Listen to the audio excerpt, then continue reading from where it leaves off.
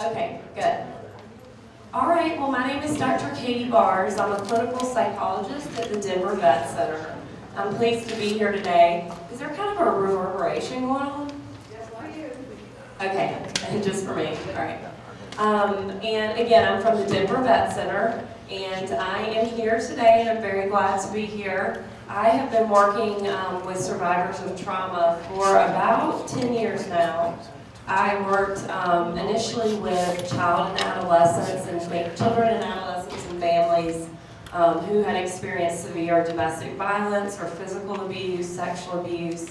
And then I stayed an extra year in graduate school here at DU to go to Bosnia to work with families and children who were affected by the war in the former Yugoslavia. And then I went to the Boston VA, where I worked for a year for my internship. And then I spent 4 years at the Minneapolis VA, and then recently got the job here at the Denver Vet Center, and I'm proud to be here. I also want to introduce my colleague, Larry Cannon. If Larry could stand up and wave.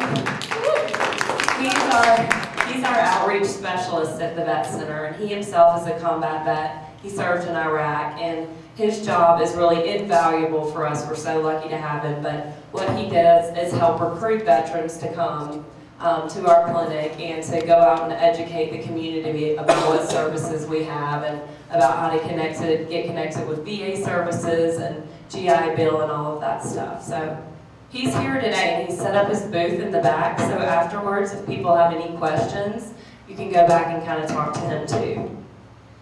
All right, so I'm going to be talking some today about different readjustment issues that veterans experience when they get back. And the last part of my discussion will be about, is there something about the mic? I'm wondering if the handheld is also on. I know, it sounds bad to me too, but. Okay. Okay. So the first part of the talk is going to be more about readjustment issues that veterans face.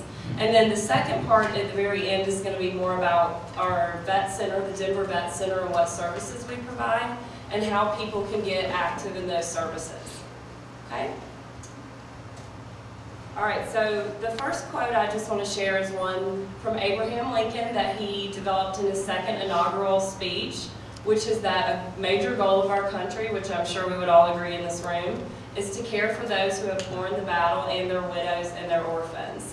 So that's really what the VA and the Vet Center are trying to do, and in my opinion, what our entire community should be trying to do. So we're just going to kind of start by talking a little bit about some of the changes that can occur for people when they're in a combat zone. And Marguerite and Dan already did a wonderful job of talking about some of this, so I won't go through it, this beginning part in so much detail. But we already know that there can be changes in the body, the physical well-being, behavior, your emotions, the way that you think, the way that you're able to interact with people. Some of the physical reactions are, you can have chronic sleep problems, we know this, stomach problems, headaches, kind of poor diet, heart palpitations, changes in your ability to breathe. And this is one of the most dangerous ones, is exacerbation of previous health problems. We've talked about some of this before, but common behavioral changes, being jumpy, on guard, increasing substance abuse, impulsive behaviors, anger, those kinds of things. Oh, and avoidance. Avoidance is huge, like Marguerite said. This is really what they call the hallmark symptom of PTSD. Because what it does is it continues the PTSD going on, because if you're continuing to avoid, it's really hard to move past that. I mean, I'm sure we could all guess all of these. Common emotional reactions, sadness, helplessness, anxiety, numbness is a huge one also. Cognitive reactions. We've talked about this a lot today. Concentration, nightmares. These are huge ones too. The thoughts of self-blame, and for a lot of people, the thoughts that they could have done something to change an outcome of what happened to a buddy or what happened to themselves or something in their unit, could be one of the most long-term cognitive problems. So again, the hypervigilance, always thinking about potential dangers in your environment. So we need to think a little bit too about what happens to the relationships that you have in your life. We've talked some about isolation today, a mistrust of others, a difficulty connecting with people on a deeper level, and I think one of the reasons that that occurs is because And again, one of the things I've learned the most in the 5 years I've worked with veterans has been what a deep emotional bond is formed between them. And imagine you're in a life or death situation with people day in and day out. How could you not form such a deep bond? And that's actually one of the wonderful things that comes out of it. But one of the hard parts about that is when you get back, it's sometimes hard to connect with the people that you love who haven't been there with you. Increasing conflicts, and again, this longing to be with your battle buddies again, which can often be really hard for family and friends because they may interpret that as that you don't love them anymore, or that you don't place as much value on the relationship. That's not true. It's just that there's been this very deep emotional connection. So sometimes our job is to help people learn to reconnect with the people in their lives again. So this is sometimes a controversial topic, and I've had a lot of veterans tell me they don't like this, which is okay. But I just want to kind of talk about it briefly, is the whole idea that sometimes there can be emotional and just life growth after having experienced a traumatic event, whether it's combat or rape or whatever it could be. That a lot of people experience, and I want to just go ahead and say, I should have said this at the beginning, I will be happy to send this PowerPoint out to anybody who wants it, so you don't have to write down a lot of notes. If you want it at the end, I'll just start a list, and everybody can write their email addresses, and I'll send it to you. So don't feel like you have to be keeping them. Okay. So a greater appreciation just for life in general. I mean, you learn a lot about life and what's important in life when you're in a situation like that. Maybe you have a changed sense of what's important for you in your life, a changed sense of priorities, how you want to live your life. More intimate relationships could be. For a lot of people, they realize how much they miss their children, how much they miss their partners, and that can be even strengthened when they get home. Of course, if you can experience or go through one deployment, let alone 5 or 6, obviously you're a strong person, and so you can realize really what you're capable of. Also, if you're stationed all around the world and deployed all around the world, you may have more wisdom about the world and culture and diversity than other people sometimes have. So, you know, this idea about post-traumatic growth, I'm certainly not saying that it's good to get traumatized, that we should all get traumatized. No. People that experience these things suffer, so I'm not minimizing that. I just think it's important for us to also help people see the ways in which they grow and not only focus on the negative symptoms. Because there's both, and it should be a more balanced view. And some people can't do that at the beginning, that's okay, but over time. So what is it like to be a family member or a child who has a parent or a spouse or a best friend or a son or daughter in a war zone? I mean, that's incredibly stressful, and I think a lot of times that's not focused as much on in the media.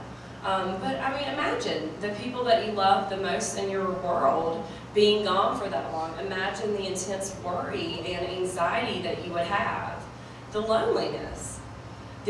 Some people who, when their loved one goes on a deployment, begin to experience what's called anticipatory grief, where they actually begin to grieve the loss of their loved one, kind of as a protective factor that they're already beginning to go through that process. Even if it hasn't already occurred, this can be something that begins to happen.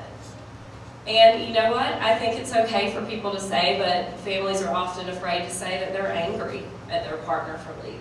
There is a certain amount of resentment and frustration about having to run the whole house. That's like 2 people's jobs, really. I mean, a lot of single moms do this, but this is a lot, especially when your family is used to working as a system for, the mother or the father who's not deployed to have to take care of everything and maybe even work themselves is huge. So there can be some frustration about that. And the other thing that people often don't realize is pretty much the whole house routine gets completely shaken up. I mean, most of us, if we're in a long-term relationship, some people are in charge, one person's in charge of so-and-so chores, one person does the laundry, one person does so-and-so. And when somebody leaves, that whole family system kind of gets shaken up.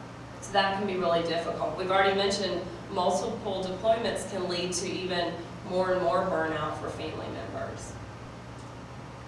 So we've already mentioned this idea of battle mind, and I learned actually at the Center for Deployment Training conference that I went to last week that this has now been retitled resiliency training. Is that correct? Okay. Yeah, they've been updated and changed that. But from what I know, they're still teaching the whole idea of the different aspects of battle mind, correct? Battle mind was basically suck it up, you'll be fine. And Darby noticed that there was a difference with that. I took a battle mind class in San Antonio, and there was a lot of clinicians, psychiatrists in there. And basically, the whole thing was suck it up. And they changed it to the resiliency because the sucking it up wasn't working. Well, yeah, that makes sense. Of course that wouldn't work. But I also think it's in how it's presented. Because for me, and I don't know, I've seen a lot of families who really can understand their veteran at a deeper level with this. But again, I mean, I'm not a veteran, and I'm speaking this more from a clinician standpoint, but I do have a lot of veterans who I present this to who feel extremely relieved and normalized to understand why they've been behaving or acting in certain ways. So we'll present it, and we can see if anybody has comments about the about the idea in general. There certainly are mixed reactions, and if you're a recently returning OIF, OEF vet, you've heard this probably 15 times and you want to puke it up. So sorry about that, but I still think it's an important idea to share. So basically the whole idea is the stuff on the left and the red are certain adaptive skills that you learn to survive in combat. And again, I want to stress adaptive. These are good things that you need to be able to do to get through an experience like that. This is a skill. On the right side are kind of the ways in which those skills cannot work so well for somebody in a civilian environment. So I think this might be kind of what people react to. But the whole idea about it is not that the veteran is reacting in a bad way. It's that they're acting in an understandable way for their training and their experience, and they just have to learn to tweak those skills in a way that works more as civilian. So the first one is buddies and cohesion. We've already talked about this. You get extremely close to your buddies, your battle buddies, and that's really a wonderful protective factor for future recovery. The problem is when you get home, a lot of times you're missing that bond so deeply that it's hard to connect with the loved ones in your life, and so that can lead to withdrawal. So you have to learn to kind of tweak that to continue to get that cohesion in a different way. The second one is accountability. You got to be really accountable for your actions in a war zone. I mean, you need to be where you need to be for your mission. You need to have your weapon loaded. You need to be dressed and ready to go. If one little thing like that is thrown off, that can literally be a life or death situation for you or one of your buddies. The problem is when you get back to home and you think that everything kind of has to be that methodical and that on time, it can really lead to some kind of controlling behaviors within the family that the family might not really understand. Why does he think this is such a life or death issue? Those kinds of things. Targeted aggression. Well, you better be able to be aggressive, and you better know who your target is in a combat environment that works for you. The problem is what happens when you get home and some of that inappropriate aggression is being kind of targeted at other people. Tactical awareness. You must be very aware of everything going on in your environment. If you're driving in a Humvee and there's bottles on the road, there's trash on the road, really your job is to know what that is because it might be an IED. And so that is a very adaptive skill that you need to hone for life, for your survival. But when you come back and you're at Walmart or you're at King Soopers or you're walking around campus, yes, there's always chance that there could be potential danger. I'm not going to deny that. But it takes up a lot of energy and it probably doesn't work so well in a civilian environment. Lethally armed, you need your gun in combat. Your gun is your friend, you have to have it. But you probably don't need to be locked and loaded walking around campus or walking to the grocery store. And I know a lot of people would disagree with that, and that's okay. But I think the problem is that for people that maybe have PTSD or a TBI, they may respond more impulsively with a gun than they would actually really want to do. And so that's when it can become dangerous. Emotional control. Really, you don't have time if somebody, you know, a buddy gets hurt or something happens in a combat zone to sit down and cry about it and to grieve it and to really stop what you're doing. You really can't do that. It's adaptive to be able to pick yourself up and move on. The problem is that's the message that you're talking about that gets sent to people when they get back is you know, keep going, and we know that that doesn't work so well. And so what can happen if people are used to turning off those emotions is that they can really be kind of emotionally detached from people in their lives when they get back. What is the one emotion that's acceptable in combat? Anger. Anger is adaptive, actually, because it keeps you in control. It keeps you going with your mission. The problem is if that's really the only emotion you're really able to show when you get back, that's going to cause a lot of problems at work, at school, with your friends, and so on. Mission operational security. It's really important for you to keep your mouth shut when you know what your mission is, because that can be a life or death situation if you're blowing the mission or if you're giving too much information. But the problem is if you get home and you're very secretive with your friends and your family members, there's going to be that continued isolation and kind of that continued split between you. So you have to learn to turn that off. Individual responsibility. Yes, I mean, you're definitely responsible for your actions in a combat zone. There's a lot you cannot control, and that's very important to say. But at the same time, you're responsible for, you know, having your materials ready, for being where you need to be, for covering your buddy's butt, for all of those things. But the problem with that is a lot of times veterans, when they get back, have a hard time accepting that there was a lot of uncontrollable circumstances going on too, and that can kind of turn into a chronic kind of survival guilt, where people are really blaming themselves for years and years and years, maybe for something that wasn't their fault.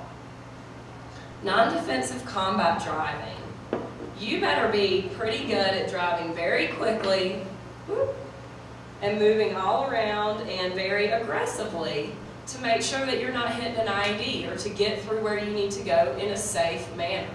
So of course it makes perfect sense why so many veterans when they come back have road rage, because people are piddling around on the road, not always being considerate of another driver. And imagine if you're used to being extremely kind of hypervigilant and amped up when you're driving, what it must be like to have, you know, some bad driver in front of you driving slow or not being considerate. I mean, that's a huge trigger for people. Another is discipline and ordering. Discipline and ordering, although it does not always feel good to people, is a necessity in the military. When you're in a chaotic kind of situation in combat, you need that person who's in charge to be able to give you kind of the orders of what to do, and that's how you keep going. And I'm not saying you always like the person giving you the orders or you always think they're good orders, but in some ways that's a necessity.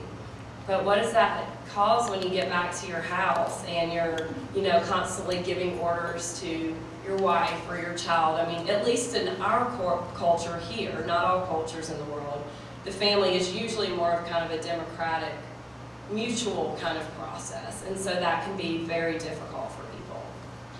So do people have reactions to the whole battle mind, just hearing it automatically? Some people don't like it and some people love it. I think it's great.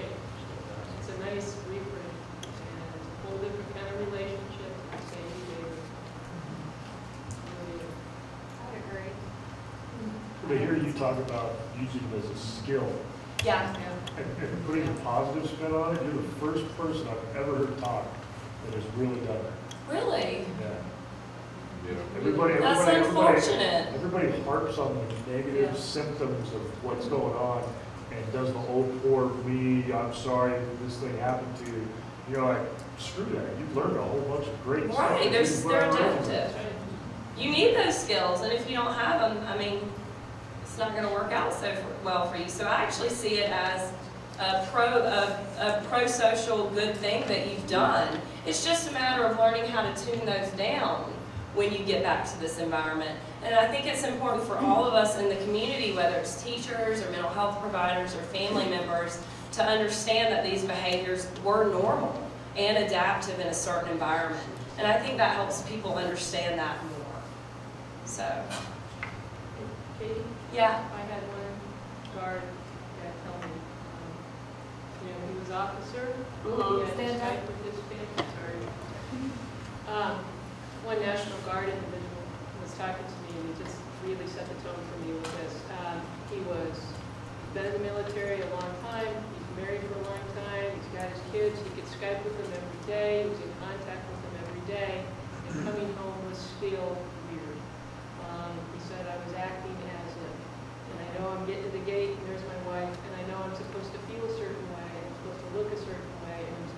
certain things. And so I went through those motions, all the while feeling like I'm talking fungo or green cheese.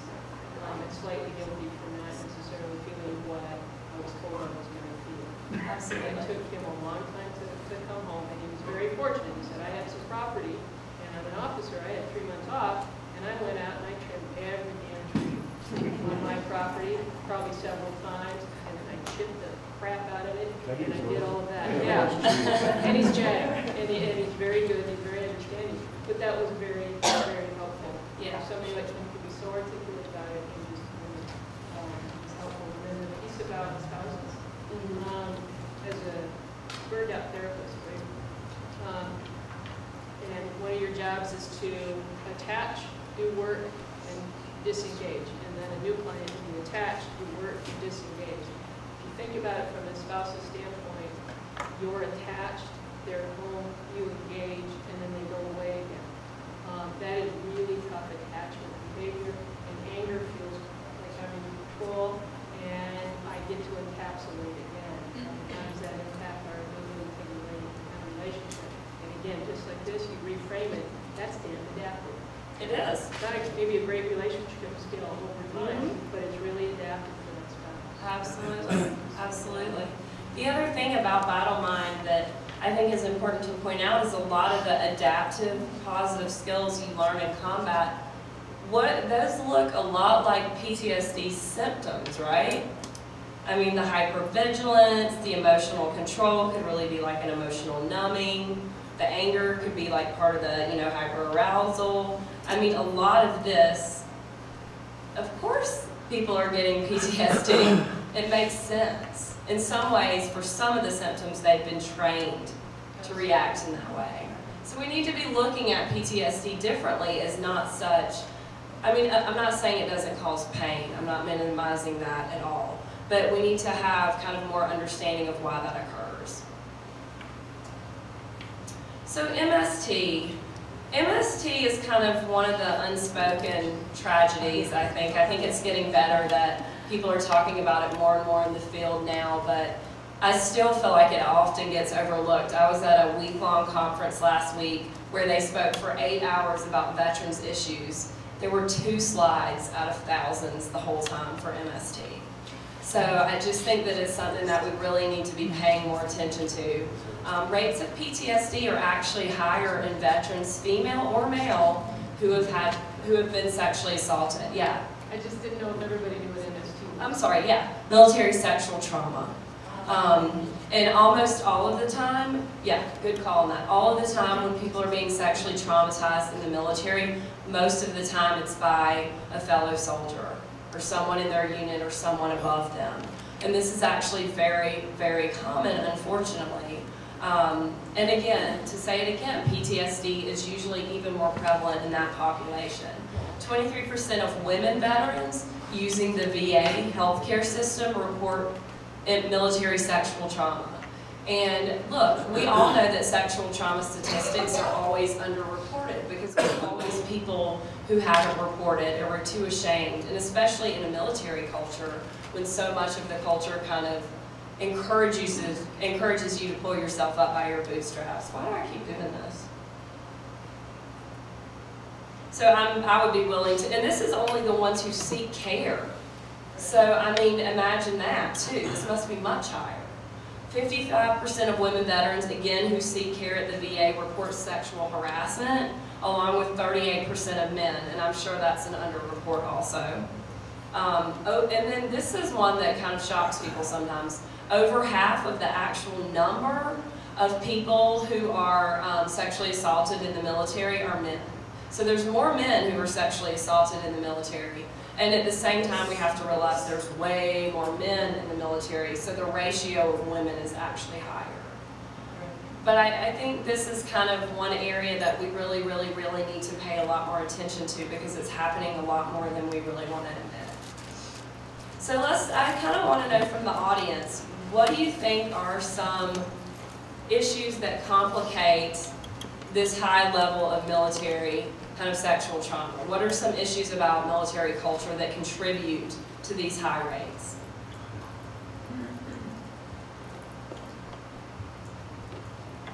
What do people think? Yeah? I have heard the attitude, and I really do. My Please experience- stand. Sorry. My experience with veterans is way off of this, but I have heard some opinions expressed that we used to have groups of women that followed the military, and now we got women in the military. And so isn't that great? We don't have to take our sexual needs outside the gates. I'd like to think that's not prevalent, but to the extent that there's any of that in it, that probably would play a role. I would think so. What else? Yeah? I think of issues of power and control. If you're out there feeling powerless, then sexual assault is a way to feel powerful. That's a good point. Absolutely. Any other thoughts? Larry? Alcohol, the culture of alcohol. The culture of alcohol in the military and aggression, right? Absolutely. Do you notice the study talk about the military sexual trauma happening by subordinate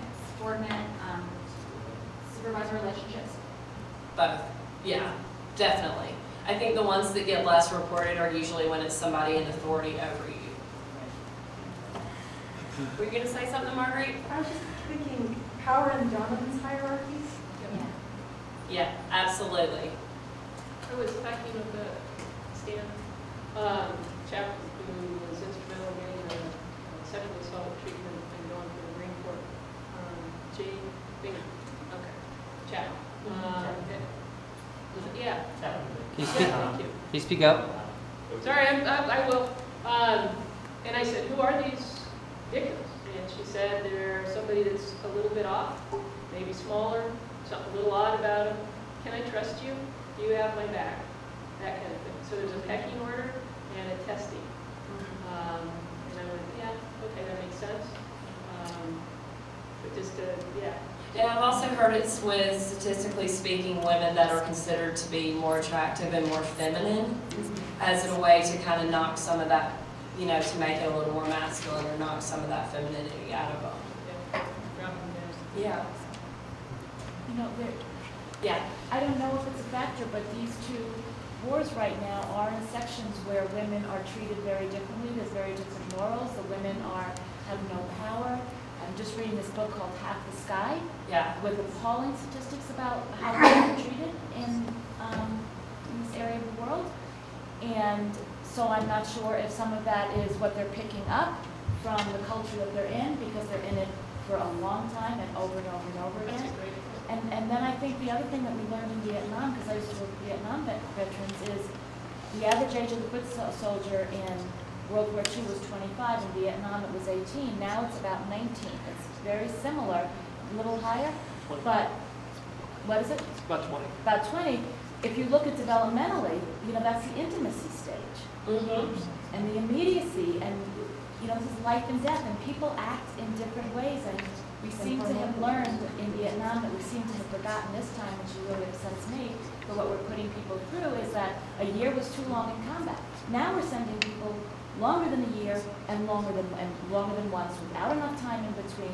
People are not in their, they're not acting from their higher rational selves all the time. Right, And I no, think that exactly. That's contributing to it. And there's a lot of factors of being in such a high-risk situation and the military culture that Right. cause people to do these things. And then I you mean, add substance abuse on top, and I it's a recommend- little combination. absolutely. I recommend, this is like one of the most wonderful books I've read. It's called Honor Betrayed.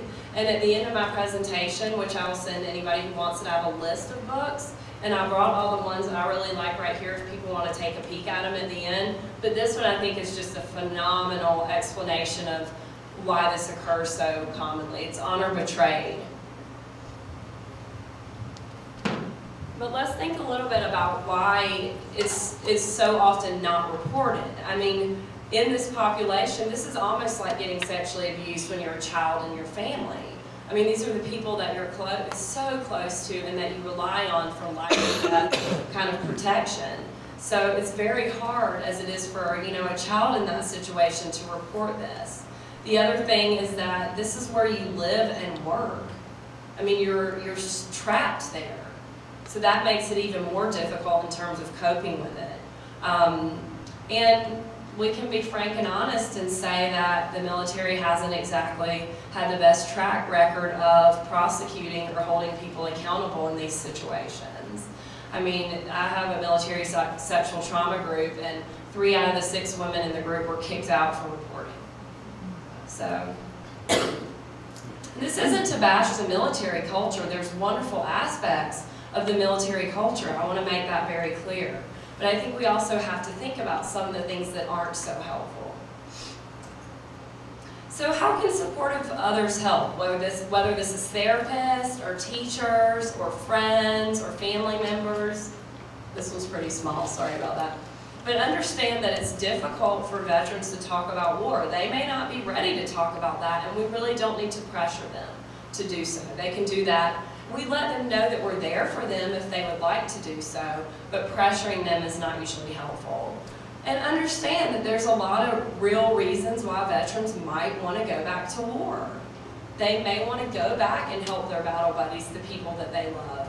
There's something actually predictable and soothing about the structure of the military for people at times. And readjustment can be so hard that even if you don't believe it, going back to the military and being in a combat zone may sometimes be easier to cope with.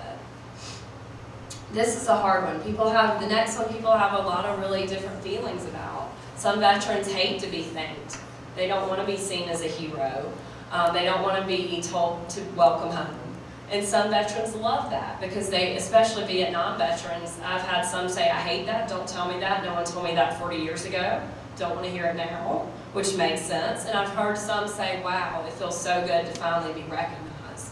So you just have to know that you may want to thank them, but you also might want to realize that they are not all going to respond in the same way, and probably most of them don't see themselves as heroes. They see themselves as doing their job and helping their buddies out. So of course, letting them know that you're there to support them. Reminding them of their strengths is really important. I think the one thing the mental health system doesn't do so well is that it often focuses on the deficits or the symptoms or the problems instead of seeing that, yes, there are a lot of strength in these men and women coming back, and we also need to foster that. So, of course, being understanding, but we know that the rates of domestic violence and child abuse skyrocket also when people come back from a deployment. I actually read a statistic the other day that when one family member is deployed, the rates of child abuse and neglect increase 42% in the population, which is huge. That's almost half. So we really want to understand where some of that comes from, but at the same time, if you're in that situation with a person, it's not okay to tolerate the abuse. Even if we understand that there needs to be limits set to that behavior, because it's not okay for anyone in that situation. We all need to educate ourselves about PTSD, TBI, readjustment issues. It doesn't mean we all have to be experts, but to be able to understand when that comes up and be able to be mindful of some of that. And I'll have this number at the bottom later. This is the Veterans Crisis Hotline. It's 1-800-273-TALK, and it's available for all veterans if they're having a crisis, 24 hours a day. And the statistics state that at this point you can never really, I don't know if this is really a solid statistic, but they say that they've saved 11,000 to 15,000 lives so far, which is pretty great. Yeah, Dan? The anonymous chat that you're doing now online, talk about that? What'd you say? The anonymous chat you can do online. I don't know about that. Oh, okay. It's just a stat that the VA put out after they released this hotline a few years ago. Yeah, but inclusive in that site, if you go to that website, there is an online anonymous chat for veterans. And of the 15,000 saves they're claiming, they're directly attributing 6,000 to the anonymous chat because it's anonymous. Vets can log on, do a chat box, talk through their issues, get help. They're on the web and they can link right away. So if a guy says, hey, the Denver Vet Center's over at Lowry at First, they can pop up with a link and get help right away. A friend of mine is actually working right now on a text-based chat where they can just simply use their cell phone and text anonymously for help. So those are two additions they're going to that. Just real quick. I'm just realizing because I'm a BlackBerry user, the lettering, the top doesn't work on BlackBerry. So I couldn't figure out what the numbers were. Oh, so right. You might want to always. You know what? That's so funny because, yeah. Put the number and the. I'll do that. And we actually, Larry and I brought a ton of copies on the back of, that's a good call, on the back that have all the helpful VA numbers, whether they're crisis numbers or whatever they are, and it has that also, the full number. Yeah, good call. I'll fix that. So some things to remember. Some things you don't really want to do when a veteran's coming back. Again, we already said, not pressuring them to talk about the war. They get to decide when and where and how much. Let them know you want to know if they want to share. Don't make judgmental statements. You know, statements such as, I don't even know where our country is there, or kind of cliches, war is hell, or war F's people up, those kinds of things. I mean, we really need to be careful about those kinds of statements because those are really opinions, and you really don't know how that's going to affect somebody who's been in that kind of situation. And I don't know about you all, but I don't really like being told what I should or shouldn't do all the time. So it's nice when my friends or family members may express, concern or give suggestions, but giving constant advice and telling people what they should or shouldn't do probably isn't so effective. And I think this is important too. We should try not to take some of their withdrawal personally, because that's not usually something against us. It's more of that struggle with readjustment. So don't ask questions such as, did you read about what happened over there? Well, they don't need to read about it. They were there. And, that can be pretty triggering for people. The did you kill anybody question, this really is just not a helpful question. I mean, there's so many different ways someone could interpret this. One, maybe they did kill someone and they have extreme guilt about it. Maybe they killed someone and they don't feel bad because their best buddy got saved. And maybe they didn't kill someone and their buddy's not alive and they wish they would have. So this is just so complicated, and it's really just one that's best to respect that person if they want to share or not. How come you only did one tour? That's not usually helpful, and one that I hear a lot too, especially for the OEF veterans who have done one tour. We have a lot who have done 5 or 6, but doing one is just as valid. Or for females, this is a common one. It's a good thing you didn't see any combat. Well, that's not so much true nowadays. I mean, officially, the government will not say that they put a female in a combat situation. And it's not that they're directly trained to be in combat, but like was mentioned before, a lot of times they're drivers or medics, or Larry told me about how some women were kind of sent to search people in the community there, because that's really against the culture there for a man to search a woman. And so, women were, it's not, of course not as many women as men, but women were still in the situation in the current conflicts. And one of the best documentaries, it's called The Lioness, is done about this exact thing. It follows, I can't remember how many, 6 or 7 female veterans who ended up being actually in direct combat while they were there in a situation where they were handed guns and really had to do the same thing even though they were not trained to do so. So this is a really interesting documentary if you're interested in it. So unfortunately, a lot of the warriors, a lot of the soldiers coming back right now have a lot of physical injuries. And the thing is, our armor and our protection is a lot better now than it was in Vietnam. So in a lot of ways, we're having a lot more people survive some of these things.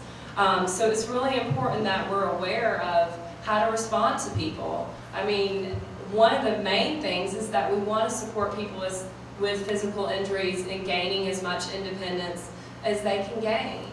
We also want to be able to support them if they need help with things, but also support them and not kind of babying them and indicating that they need to be dependent. So you can brainstorm ways to make their environment more helpful to that independence. Treating them as if they're the same person as they were before, and also at the same time knowing they've been through something very different and part of them has been changed.